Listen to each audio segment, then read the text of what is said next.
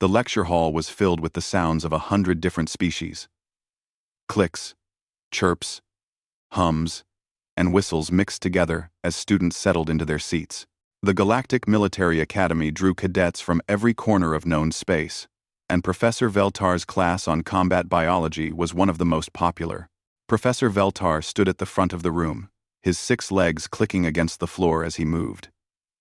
He was tall, even by his species standards, with a hard shell that gleamed under the lights. His compound eyes could see every student at once, and today he seemed particularly excited about his lesson.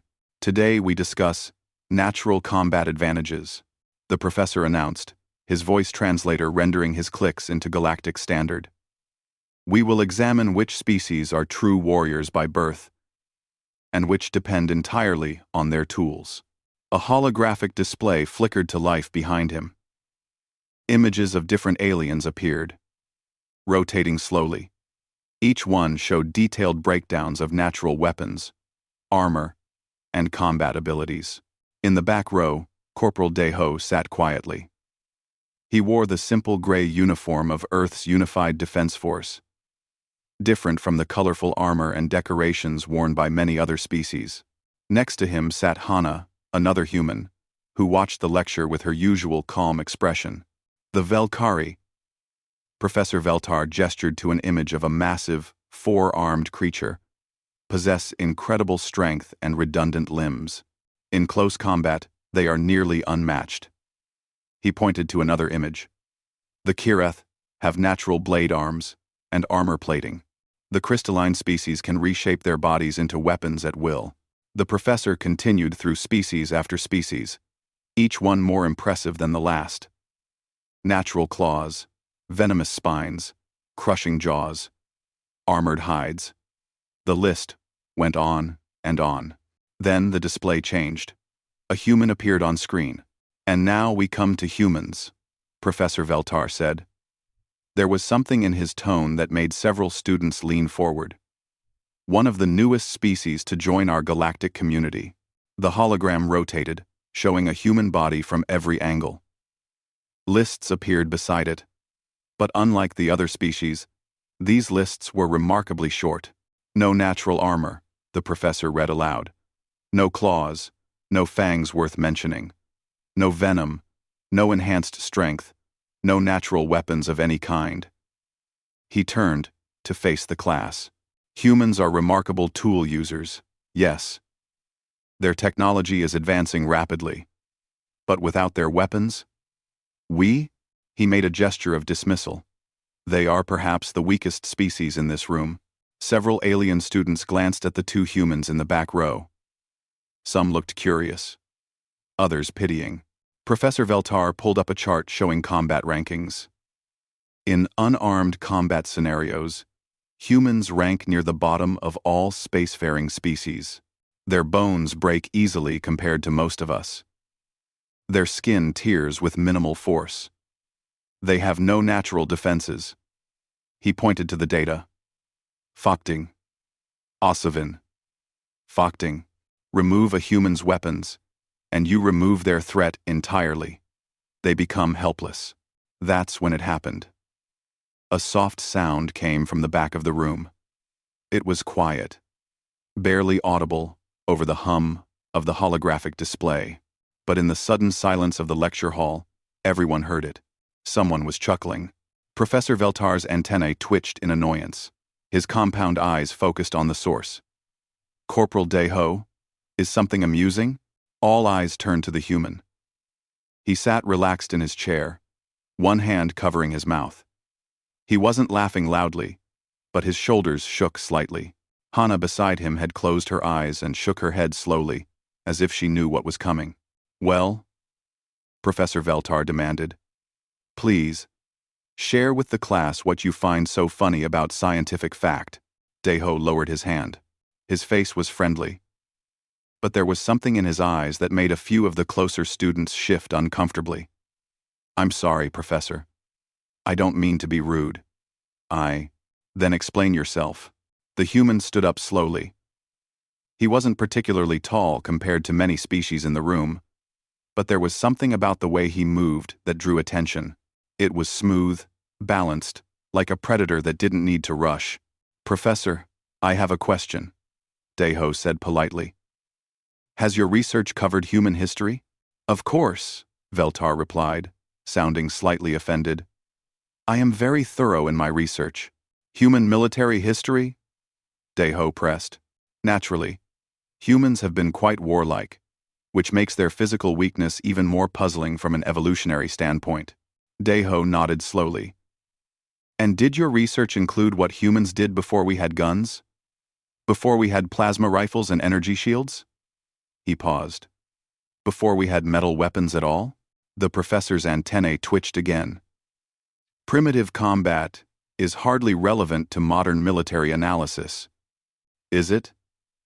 Deho asked. The chuckle was gone now.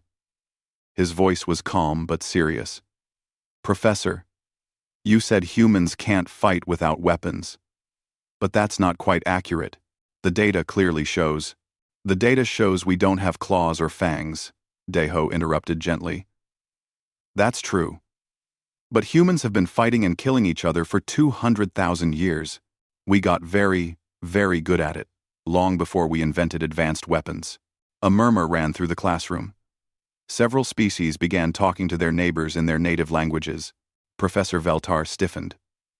"Are you suggesting that humans, with their fragile bodies and lack of natural weapons, could compete in unarmed combat with species that evolved specifically for such things?" "I'm not suggesting anything, Professor." Deho's expression was neutral, but there was a hint of something in his voice. "I'm stating a fact. Humans don't need claws because we learn to use our hands in ways that are just as deadly. We don't need fangs because we learn to strike at vulnerable points. We don't need armor because we learn to move in ways that make it unnecessary." The classroom fell silent. Every alien student stared at the human, trying to understand what he was saying. Hana spoke up from her seat, her voice quiet but clear. "Professor, in human culture, children learn to fight before they go to school. We have thousands of different fighting styles, developed over thousands of years." Professor Veltar's confidence seemed to waver for just a moment, but then he straightened, his pride reasserting itself. "That is quite a claim. Surely you don't expect us to simply take your word for it?" Deho looked at Hana, then back at the professor. "No, sir. I wouldn't expect that at all." "Then perhaps a demonstration is in order," the professor said, his tone challenging now. "If humans are such capable, unarmed fighters, surely you would be willing to prove it." The murmur in the classroom grew louder. Several students sat up straighter, suddenly very interested. Deho was quiet for a long moment. Then he smiled, and it was not a friendly smile. It was the smile of someone who knew a secret that others were about to learn the hard way. "If you want a demonstration, Professor, I'm happy to provide one." The room erupted in excited chatter. Professor Veltar had just made a challenge, and the human had accepted. This was going to be interesting. The classroom exploded with noise. Students from dozens of species talked over each other, their translators creating a chaotic mess of sound. Professor Veltar raised one of his blade arms for silence, and gradually the room settled. "Very well," the professor said, his voice tight. "We shall arrange a proper demonstration in the Academy's combat arena. Tomorrow, during the afternoon training period. I can do it today, if you prefer," Deho offered, still standing in the back row. "Tomorrow will be sufficient," Veltar insisted. "This should be done properly, with appropriate safety measures and witnesses." He turned to the class. "Dismissed. We will reconvene at the arena." Veltar insisted. Veltar insisted. "We will reconvene at the arena." As students filed out, the chatter grew even louder. Word spread through the academy, faster than light speed. A human had challenged the professor's theories. There was going to be a fight. By the time Deho and Hana left the classroom, groups of aliens were already discussing it in the hallways. Some looked at the humans with curiosity. Others, with pity. You know he's going to pick the biggest opponent he can find, Hana said quietly as they walked. I know, Daeho replied. Probably a Velkari. Maybe Kryn. Maybe Kryn. Probably. Hana glanced at him. You're not worried? Daeho shrugged. Should I be? They turned a corner and nearly walked into another human. Bora wore the same gray uniform they did, but with more decorations. She grinned when she saw them. I heard what happened, Bora said, falling into step beside them. Half the academy is talking about it. The other half doesn't know yet, but will in about 5 minutes. Great, Daeho muttered. I'm already taking bets. Bora continued cheerfully. The odds are not in your favor, by the way. Most aliens think you're going to get crushed. What are you betting? Hana asked. All my credits on Daeho, obviously. Bora laughed. I'm going to make a fortune tomorrow. They reached the human quarters, a small section of the academy designated for Earth's cadets. Commander Ton was waiting for them, leaning against a wall with his arms crossed. He was older than the three of them, with gray streaking through his black hair. Heard you made some waves today, Ton said. The professor was wrong, Daeho said simply. Someone had to say something. And now you have to prove it. Ton pushed off the wall. You ready for this? Yes, sir. Good. Ton studied him for a moment. For what it's worth, I think this needed to happen. The aliens don't understand us. They see our tech and think that's all we are. He smiled slightly. Time to educate them. The next day, the combat arena was packed. The amphitheater could hold 5,000 spectators, and every seat was full. Students, instructors, even some off-duty officers had come to watch. The viewing galleries buzzed with excitement. In the center was a circular combat field, 50 meters across. Energy barriers surrounded it to protect the audience. Medical teams stood ready on both sides. Daeho stood in one corner of the arena, wearing simple training clothes. He stretched slowly, methodically, going through old routines he'd practiced since childhood. Across the field, his opponent prepared. Cadet Kryn was massive, standing nearly 3 meters tall, with 4 powerful arms and thick, armor-like skin. The Velkari was exactly what Professor Veltar had described as a natural warrior. Kryn had never lost an unarmed combat match at the academy. He looked confident, even relaxed. In the viewing gallery, Professor Veltar sat with Dean Fex, the academy's administrator. Other faculty members crowded around them. Are you certain about this? Dean Fex asked, her translator making her crystalline voice sound like wind chimes. Completely, Veltar replied. The human will be taught a valuable lesson about overconfidence. And if he's injured, the medical teams are prepared. Besides, I instructed Kryn to be gentle. This is meant to be educational, not cruel. Down in the arena, a referee floated into the center. The referee was a drift kind, a species with no physical form, just an energy field that glowed blue. Combatants, the referee announced, its voice echoing through the arena. The rules are simple. No weapons. No lethal techniques. Victory by submission or knockout. Do you understand? Yes, Kryn rumbled, his deep voice needing no translator. Yes. Daeho said quietly. Then take your positions. Both fighters moved to their marks, 10 meters apart. The crowd fell silent. Even the constant background noise of so many different species breathing, moving, existing, seemed to fade away. In the human section of the gallery, Commander Ton sat with Hana and Bo-Ra. Other human cadets filled the seats around them. They all wore slight smiles. This is going to be good, Bo-Ra whispered. The referee raised one glowing appendage. Begin, Kryn charged immediately. His 4 arms spread wide, ready to grab and crush. His footsteps shook the ground. He was fast for his size, covering the distance in seconds. Most observers expected Daeho to try to dodge, to run, to avoid the charge. Instead, he did something that made several aliens gasp. He stepped forward, directly into Kryn's path. The Velkari reached for him, confident in his superior size and strength. His forearms closed in from different angles, impossible to dodge. Then Deho moved. It was hard to follow, even for species with excellent eyesight. The next, he was somehow underneath Kryn's arms, his body turning, one leg sweeping behind him. Deho's hip connected with Kryn's center of gravity. He pulled with one hand, pushed with the other, and used the Velkari's own momentum against him. It was a perfect judo throw, executed with textbook precision. Kryn went flying.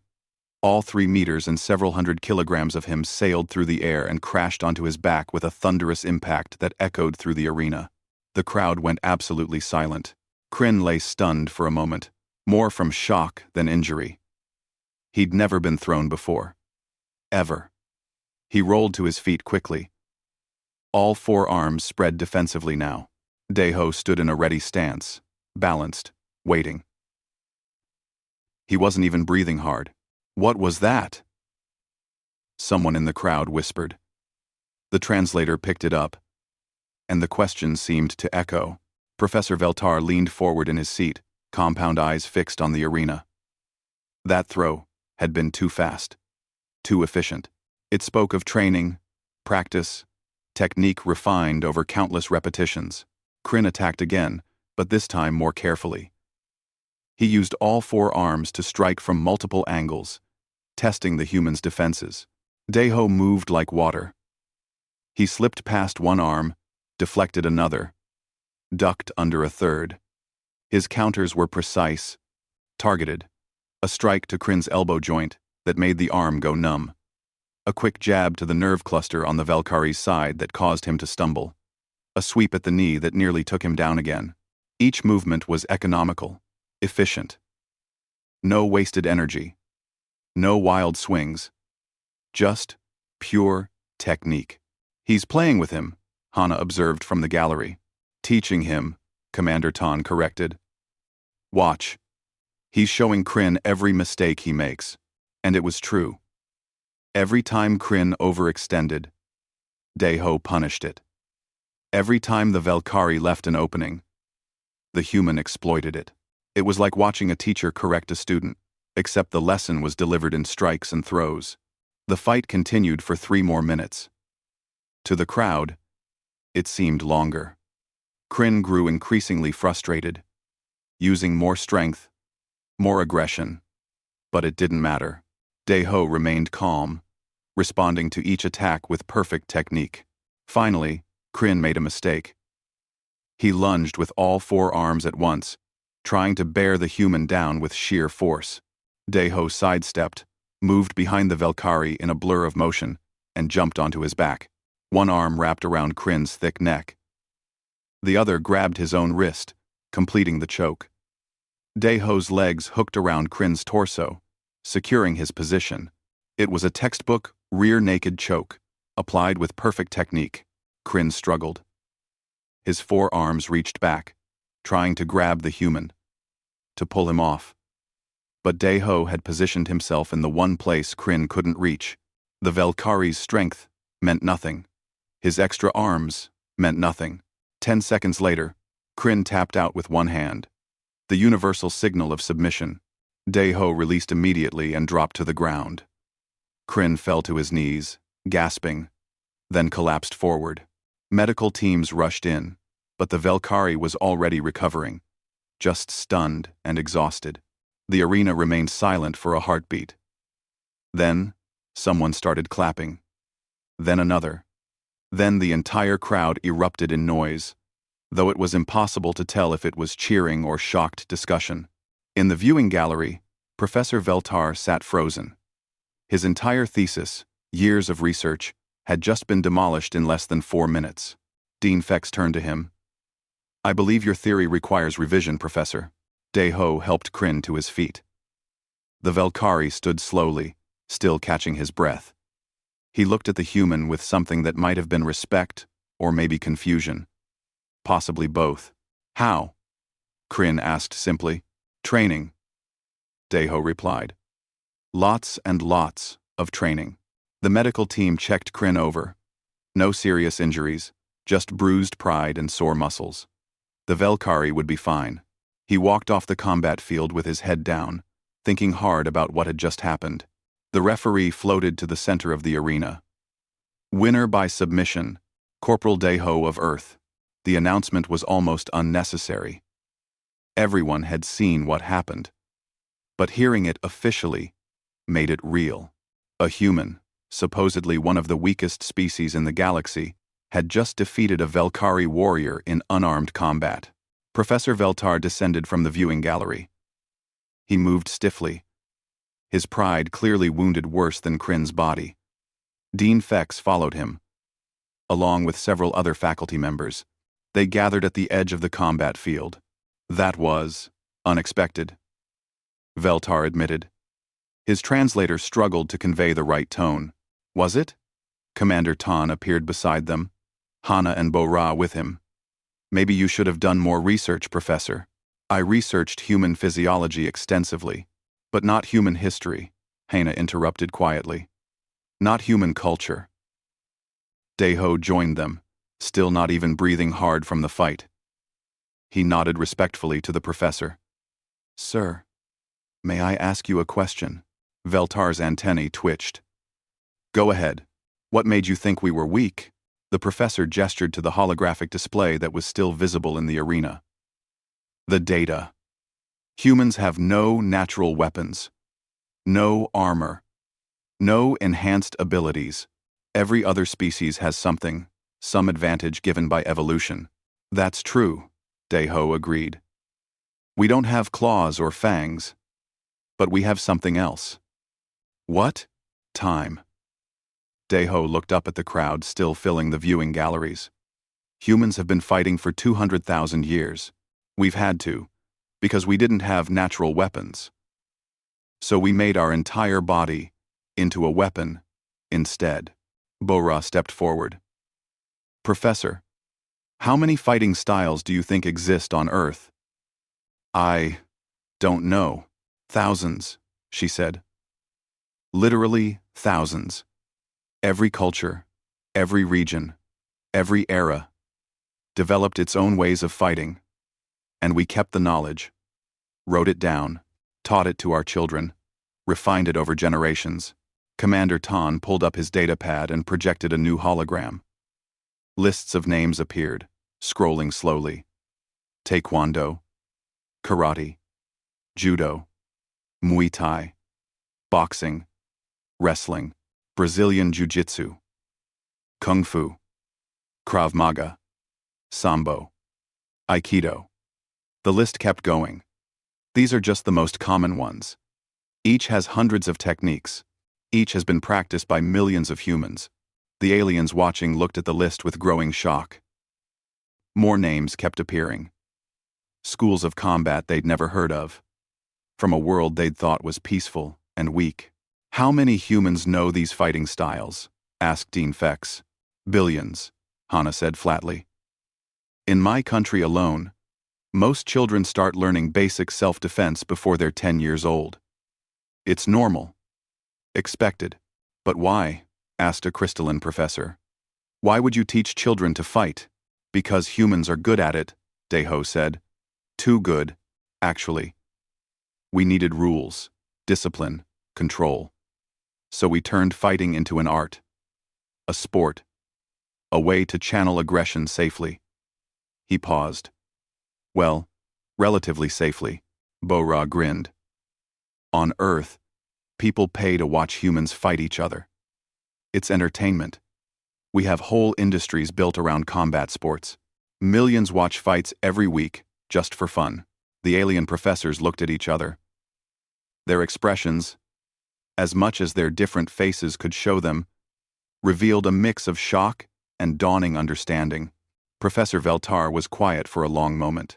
Then he straightened, and when he spoke, his translator conveyed something like, respect. I was wrong. Clearly, thoroughly wrong. My research was incomplete. It happens, Commander Tan said, not unkindly. Humans are good at surprising people. I would like to correct my mistake. Veltar continued. Would you be willing to give a proper lecture? Show us what we missed? Daeho looked at Hana and Bora. They both nodded. We can do that. Daeho agreed. 2 days later, the same lecture hall was packed beyond capacity. Students stood in the aisles and crowded the doorways. Every species in the academy seemed to have shown up. Even more surprisingly, many of the faculty were there too, including several alien military officers from visiting delegations. The 3 humans stood at the front of the room. Behind them, holographic displays showed images from Earth, martial arts training halls, boxing rings, wrestling matches, mixed martial arts fights. Commander Tan stood to the side, ready to help with the technical parts of the presentation. Thank you all for coming, Hana began. She spoke calmly, like this was just another day. We're going to talk about human combat systems. But first, we need to explain something important. For humans, fighting isn't just about survival. It's culture. It's art. It's sport. It's history. Bora pulled up a new image. Ancient humans, painted on cave walls. Wrestling. Humans have been fighting each other since before we had written language. We found ways to fight better, smarter, more efficiently. And we remembered those ways. We taught them. We improved them. Daeho stepped forward. Professor Veltar said humans have no natural weapons. That's correct. But we learned to weaponize every part of our body. He pointed to his fist. We punch with these. We've spent thousands of years learning the best way to punch. Which angle, which target, how to generate maximum force. He pointed to his elbow. We strike with these. Much harder than fists. Focused on a smaller point. Then his knee. In Muay Thai, a martial art from Thailand, knee strikes can break ribs. He pointed to his feet. We kick. We've developed hundreds of different kicks for different purposes. An alien student raised a tentacle. But without claws, how do punches hurt? Physics, Bora replied. She pulled up a diagram showing force and impact. Humans learned to use our body weight, our speed, our rotation. A proper punch isn't just arm strength, it's your whole body moving together, focusing all that energy into one small point. She grinned. A trained human can punch with enough force to crack bone. Not just human bone. Most bones. The aliens shifted uncomfortably in their seats. Hana continued the presentation. But striking is only half of human combat. We also developed grappling arts, ways to control an opponent without hitting them. She pulled up videos of judo throws, wrestling takedowns, jiu-jitsu submissions. These techniques use leverage, balance, and pressure. Size and strength matter less than position and technique. That's how I beat Kryn, Daeho added. He was bigger and stronger. But I knew where to put my body to maximize my advantage. I knew which joints to target, which positions to take. That knowledge beat raw power. Commander Tan stepped forward. Let me put this in perspective. On Earth, we have competitions where humans fight using these techniques. The sport is called mixed martial arts, or MMA. Fighters train for years just to compete, and people don't just compete for survival or honor, they do it for fun, for fame, for money. Wait, said Professor Veltar. Humans voluntarily fight each other? For entertainment? Constantly, Bora said cheerfully. Boxing has existed as an organized sport for thousands of years. Millions of humans train in it. Not because they have to, but because they want to. We have weight classes, Hana explained. Because otherwise, bigger humans would always beat smaller ones. So, we organize fights between people of similar size. That's how refined our combat sports are. We have rules, categories, rankings, championships. Daeho pulled up more statistics. There are roughly 8 billion humans on Earth. Conservative estimates say at least 2 billion have some formal training in martial arts or combat sports. Another billion have informal training or experience. The number hit the room like a physical force. 2 billion trained fighters. On one planet. That's... Dean Fex struggled to process it. And those are just the ones who train regularly, Commander Ton added. Most humans know how to throw a punch. How to wrestle. Basic self-defense. It's just part of growing up. What if the punch? And contents last in subscribe to way. What if the punch? By we're gonna wants last tense last into fles. A small alien student in the front row raised her hand. The three humans looked at each other. Deho answered. Because we respect it. Combat is part of our identity as a species. We make it something beautiful, instead of just destructive. He pulled up a video of a martial arts demonstration. Humans moving in perfect synchronization, performing techniques with fluid grace.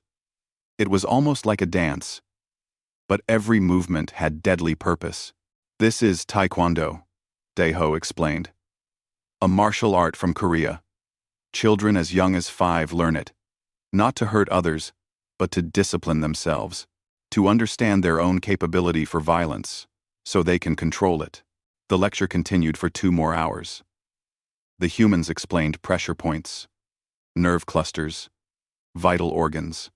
They demonstrated how humans had mapped their own anatomy and learned every weak point. They showed videos of different fighting styles, explaining the philosophy behind each one. By the end, the alien students sat in stunned silence. They had thought they understood humans. They were beginning to realize they'd understood nothing at all. Professor Veltar stood and approached the front.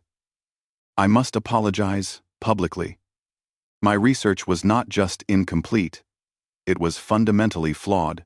I assessed human physiology, but ignored human capability. He turned to face the crowd. I will be issuing a formal retraction of my previous papers and publishing new research. With the humans' help, if they're willing. Deho nodded. We'd be happy to help, Professor. As the lecture ended and students filed out, they looked at the humans differently. Not with pity or curiosity anymore. With wariness. With respect. With the understanding that sometimes the most dangerous weapon isn't the one you can see. The days following the lecture changed everything at the academy. Word spread beyond the school to other installations, other worlds. The story of the human who defeated a Valkyrie warrior became legend. But more importantly, the knowledge shared in that lecture hall made people think. Dean Fex called an emergency faculty meeting. Every department head attended, along with military liaisons from a dozen species. The meeting room was crowded and tense. We need to discuss our curriculum, Dean Fex began. Specifically, what we teach about human capabilities. Professor Veltar stood, looking uncomfortable but determined.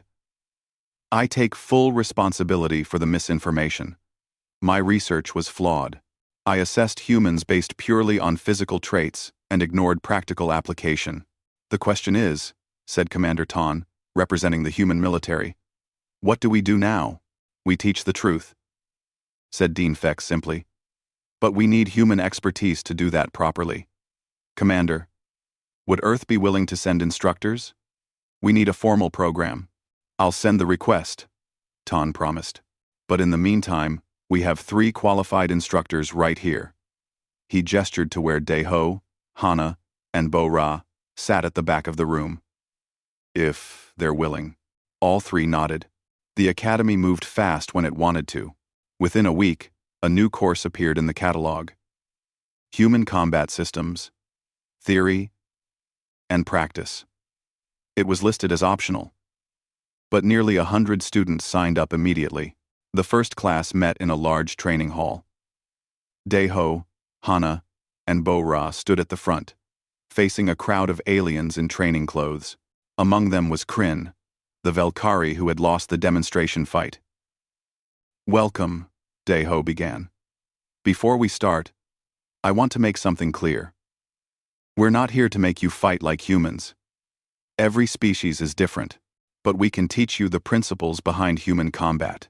You might find some of them useful. Today we'll start with basics, Hana added. Balance, leverage, and body mechanics. These things work regardless of how many limbs you have or how strong you are. They started slow. How to stand, how to move, how to maintain balance while generating power. Simple concepts. But the alien students struggled with them. Their bodies were different. Their centers of gravity varied wildly between species. What worked for a human didn't always work for a six-legged kirath or a floating drift kind. But the principles worked. That was the key discovery. Even if the exact techniques needed adjustment, the underlying ideas applied to everyone. Kryn proved to be one of the best students. He practiced obsessively, trying to understand how Daeho had beaten him. During a break, he approached the human instructor. "I want to ask something," Kryn said. His deep voice rumbled through his translator. "When we fought, you were never afraid. Why?" Daeho considered the question. "I was trained since I was 6 years old. In Seoul, where I grew up, there were fighting schools on every street.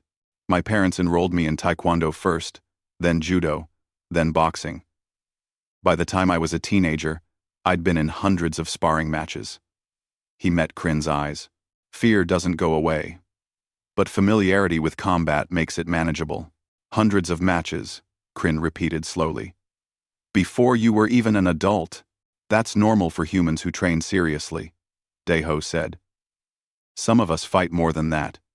Combat sports athletes might have thousands of bouts over their careers." Kryn was silent for a moment. "I had 12 matches before I came here. All victories. I thought I was a warrior." He flexed his forearms. "But I've never really been tested. Not like humans test each other." "You're learning now," Daeho said. "That's what matters." The classes continued 3 times a week. Word of them spread, and more students joined. Soon, they had to split into multiple sessions to accommodate everyone. Bo-Ra taught striking fundamentals. Hana specialized in grappling and throws. Daeho worked with advanced students on combinations and strategy. Professor Veltar attended every class, taking notes. He was writing his new research paper. But this time, he wanted to understand not just the theory, but the practice. Dean Fex often watched from the viewing gallery, fascinated by what she saw. After a month, Kryn had improved dramatically. He challenged Daeho to a rematch, this time just as a practice bout. The fight lasted longer this time. Kryn had learned to protect his weak points, to avoid overextending, to use his strength more efficiently. Daeho still won, but the Velkari made him work for it.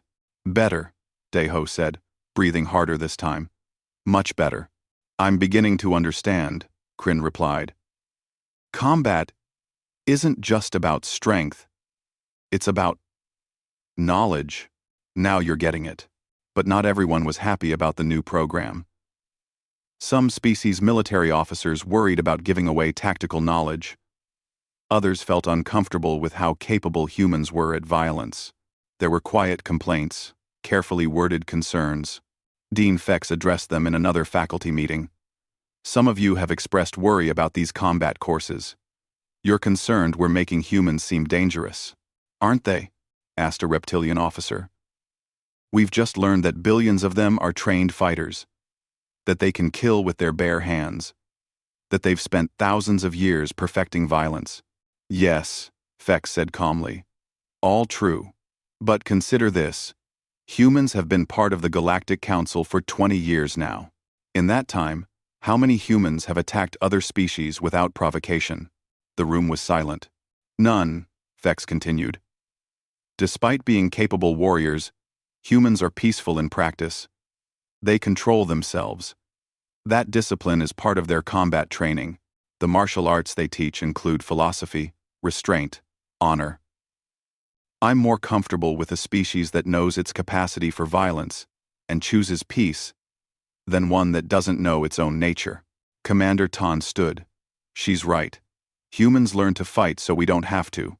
We understand violence, so we can avoid it when possible and control it when necessary. That's why we teach children these skills.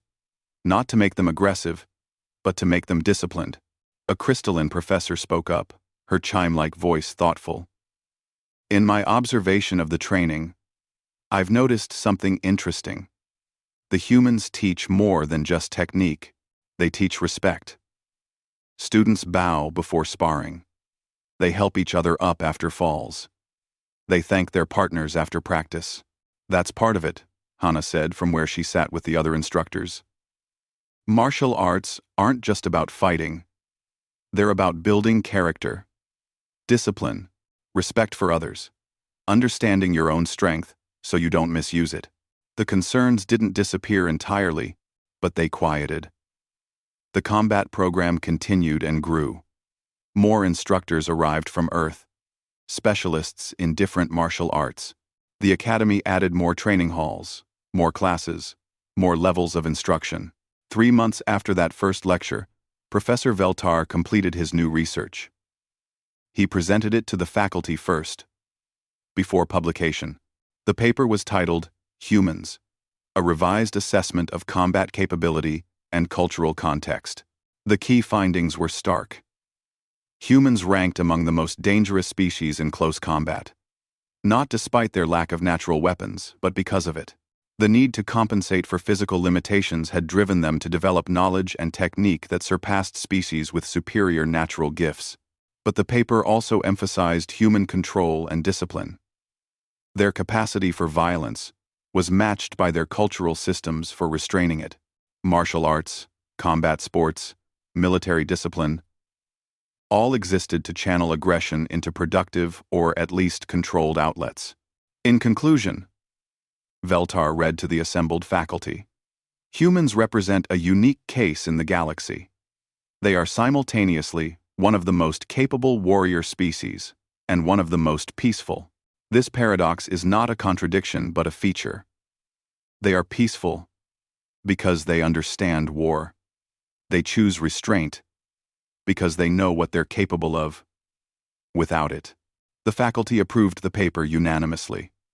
It would be published in every major scientific journal and required reading at military academies across the galaxy. That evening, Daeho, Hana, and Bo-Ra sat in the human quarters, exhausted from another day of teaching.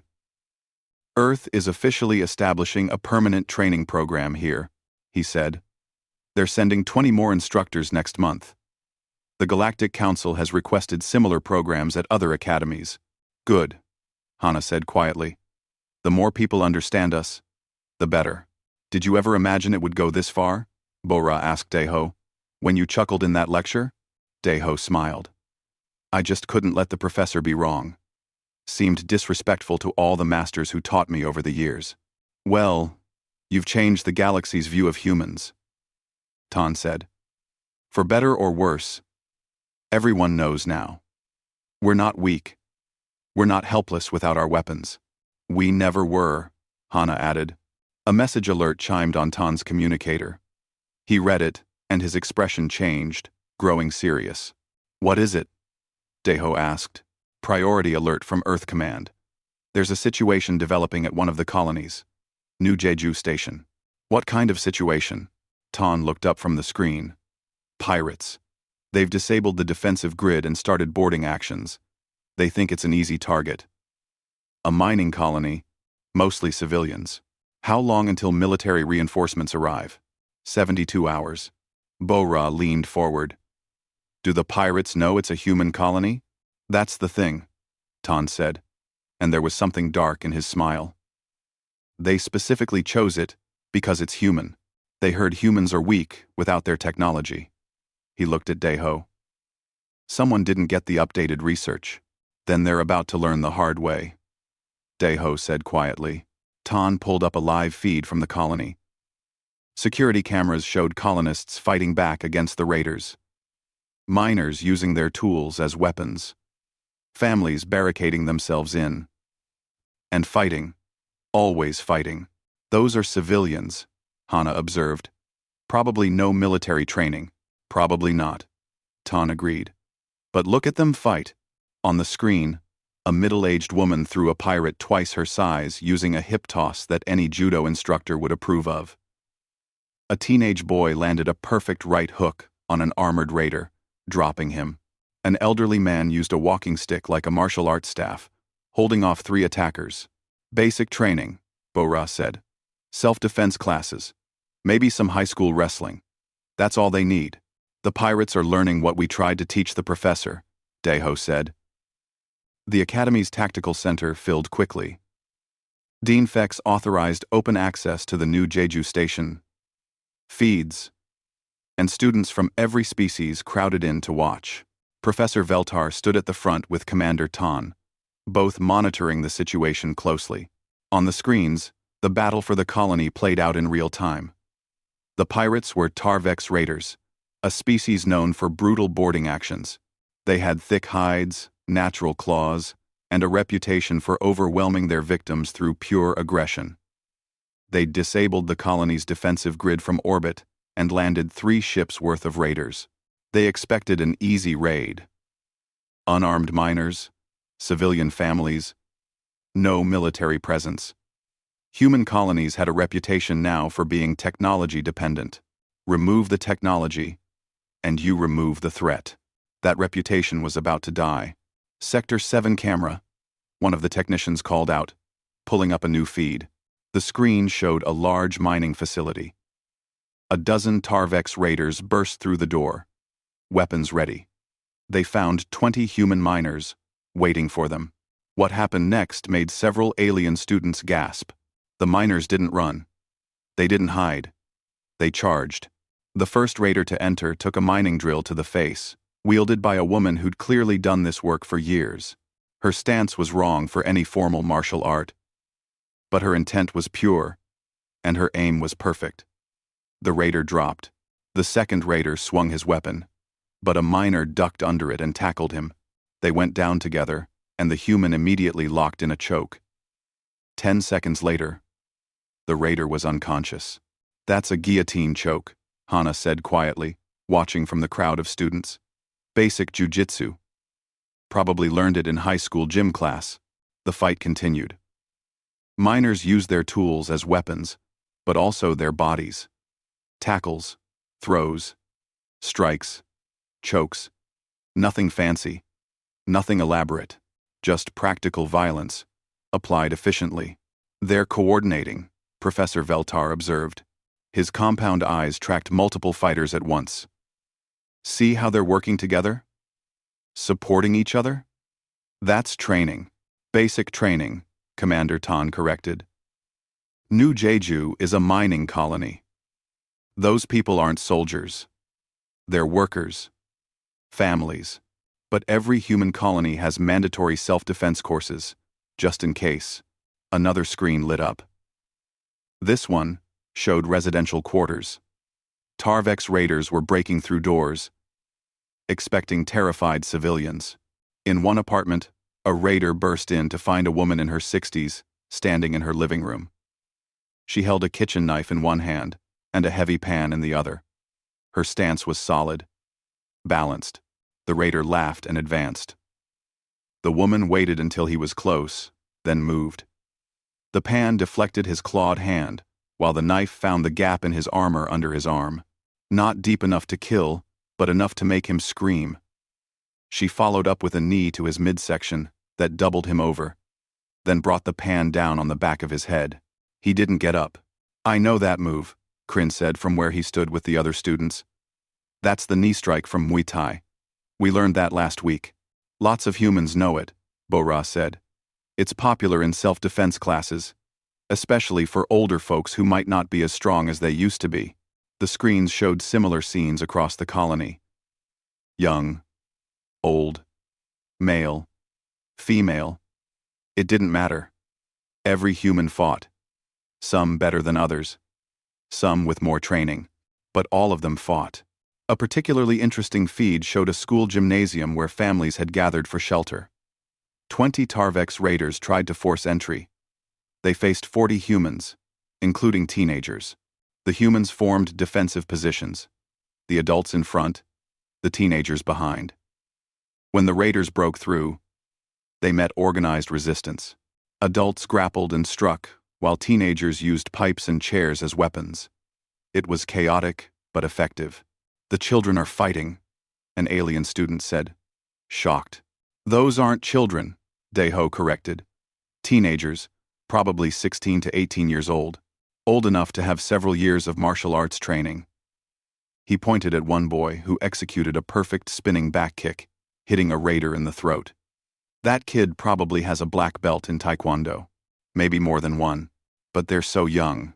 By human standards, they're almost adults, Hana explained. And they've been training in combat sports since they were little kids. Just like we were. The battle raged for hours. The Tarvex raiders had numbers and weapons, but the humans had knowledge and determination. Every corridor became a fight. Every room was defended. The raiders couldn't understand how prey species could be so difficult to capture. In the colony's command center, a human woman named Mira coordinated the defense. She was the colony administrator, responsible for 3,000 lives. She had no military background, just a communications degree and 10 years of management experience, and a childhood spent in Taekwondo classes. Sectors 3 and 4 are holding, her assistant reported. Sector 7 pushed the raiders back. Casualties are minimal on our side. What about casualties on their side? 20 raiders down. Maybe more. Mira nodded grimly. The pirates had made a mistake. A big one. They'd underestimated humans. Soon, they'd realize it, and either retreat or escalate. She hoped they'd retreat. On one screen in the tactical center, Professor Veltar watched an elderly man fight off 2 raiders. The man moved slowly, conservatively, but he knew exactly what he was doing. Every block was efficient, every counter precise. He was in his 70s at least, but he fought like someone who'd done it his whole life. How old is that human? Veltar asked. Commander Tan checked the colony records. 73. Name is Sangmin, retired construction worker. According to his file, he has a 4th-degree black belt in Hapkido and taught martial arts classes here at the colony until last year. A teacher, Veltar said softly. Of course, humans don't stop training just because they get old, Tan said. Many of our best instructors are elderly. They might not be as fast or strong as young fighters, but their technique is perfect. On screen, Sangmin proved that point. He used leverage and positioning to control both raiders, never trying to match their strength. When one lunged, he redirected the attack into the other raider. When they tried to grab him, he slipped away and struck at vulnerable points. It was like watching a masterclass in applied martial arts. Finally, reinforcements arrived. Not military ships, but civilian transports that happened to be nearby. They brought no weapons, no troops, just more humans. The new arrivals landed at the colony's spaceport and immediately joined the fight. Some had weapons from their ships, but many fought unarmed. The Tarvex raiders found themselves suddenly outnumbered and surrounded by opponents who simply would not stop. The pirate leader made the call to retreat. They withdrew to their ships, leaving behind their dead and wounded. The entire raid had been a disaster. They'd expected an easy target and found a nightmare instead. As the raider ships fled, the humans didn't celebrate. They tended to their wounded, checked on their families, and began repairs. It was just another day where they'd had to defend themselves. Nothing special. Back at the academy, the viewing screens went dark. The tactical center was silent. Every species present had watched humans, supposedly weak and helpless without their technology, fight off a coordinated pirate raid using mostly their bare hands and improvised weapons. Dean Fex was the first to speak. I'm making Professor Veltar's revised research mandatory reading for all students. Effective immediately. Murmurs of agreement filled the room. I'm also mandating that all military cadets take at least basic instruction in human combat systems, she continued. Not because we'll fight like humans, but because we need to understand this. We need to know what we're working with. Professor Veltar stepped forward. I've been collecting data from today's incident. Initial casualty reports show 3 human deaths, 27 serious injuries. The Tarvex raiders lost 43 killed, over 100 wounded or captured. The humans were outnumbered 3-1, outgunned significantly, and yet they won. He pulled up a holographic chart. But what's most significant is this. Almost 70% of the humans who fought had no formal military training. They were miners, teachers, administrators, children. They won because fighting is simply part of their culture. It's what they do. Kryn raised one of his 4 arms. Permission to speak? Go ahead, cadet, Fex said. I've been training with the humans for 3 months now. I thought I understood. But today showed me I still don't. Not fully. He looked at Daeho. How do you live like that? Always ready to fight? Always prepared for violence? Daeho considered the question carefully. We don't think about it that way. It's just normal for us. We learn to swim, so we don't drown. We learn first aid in case someone gets hurt.